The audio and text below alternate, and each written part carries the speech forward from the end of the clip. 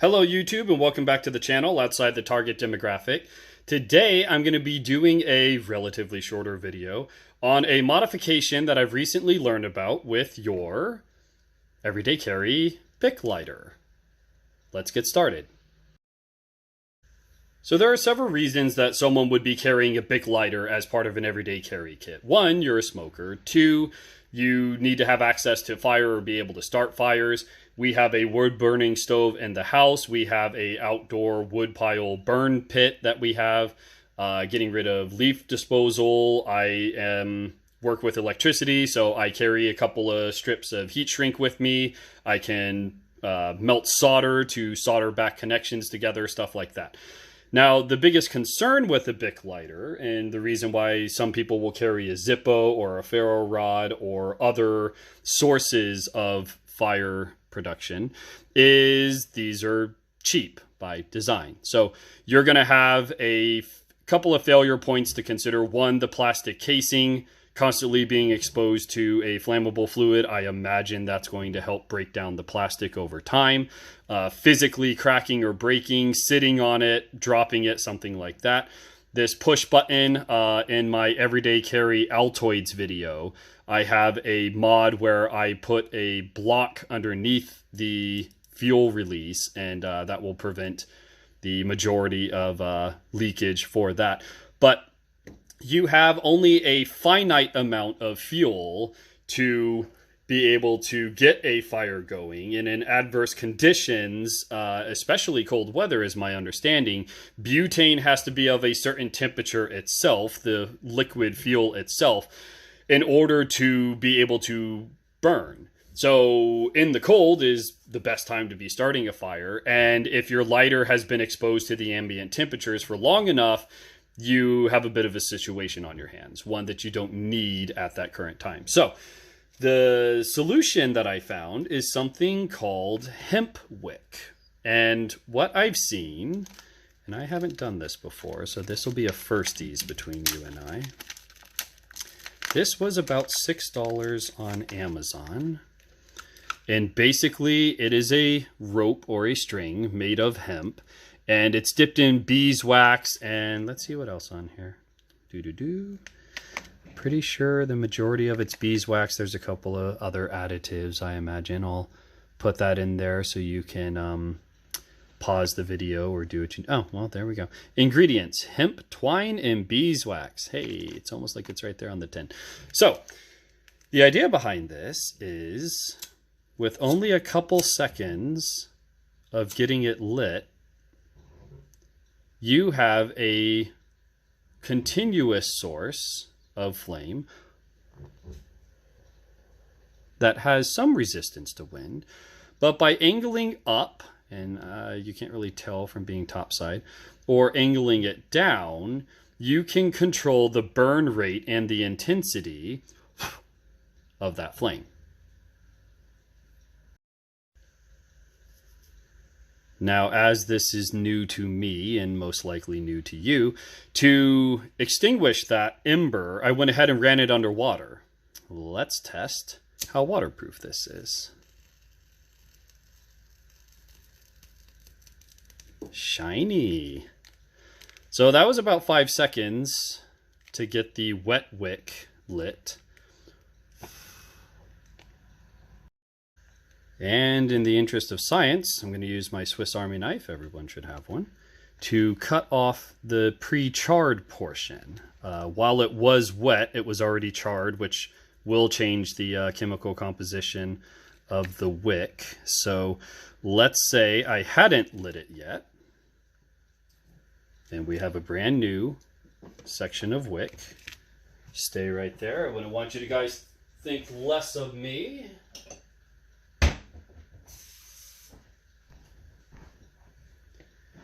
We have some water here. We are going to submerge this in that water for, let's go ahead and do 10 seconds. Now this is how you test your gear. You want to not make sure that it works the one time in the best conditions you have. you kind of want to stress test it because you're probably going to be needing a fire in a stressful time. So that's been submerged for a while, probably longer than it would get wet in your pockets if you have any kind of waterproofness. So let's see.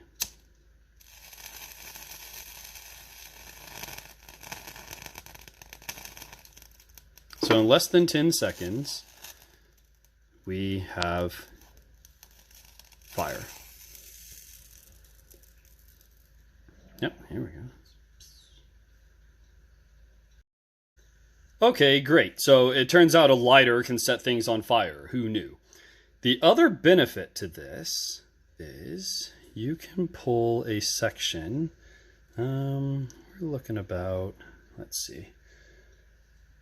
If you hold your arms out as if you were on the cross, as it turns out, from fingertip to fingertip across your body should be very close to your height from ground to head. So I am 5'11"-ish, and I have, we'll call it 6 feet of twine.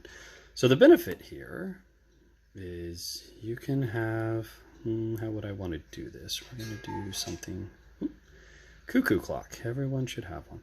We're going to do something like this. And the benefit that I saw online is not only is this readily flammable, as it turns out, but you can wrap it around your BIC lighter.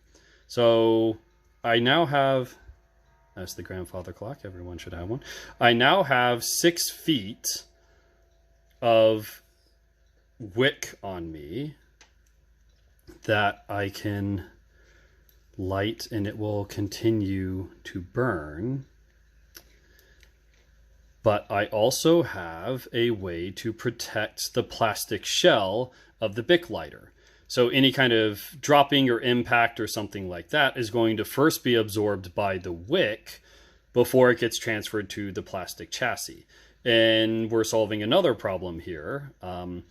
The fuel is finite. Some of them, I imagine you would be able to recharge or carry some fuel with you, but to prolong the usage of the fuel inside this guy, I'm not using the fuel inside this guy. I use 3 seconds of fuel, and I have probably tens of minutes of wick. Now you can single layer it, you can double layer it. Again, you have the added benefit of the storage now becomes protection, and you're prolonging the life of the lighter itself. All for about the cost. You know what? I have trust issues. We're going to put that out. All of that for about the cost of the 5-pack of BIC lighters that you purchase to carry anyway. So you get about 50 feet. You could wrap, 8 of your lighters with it. And you get a prolonged burn time with a readily available, ready to catch itself on fire fuel source, and protection for the device itself. So that is very nifty. These are all things that we want in our gear. So this has been a quick overview on how you can get the most out of your gear.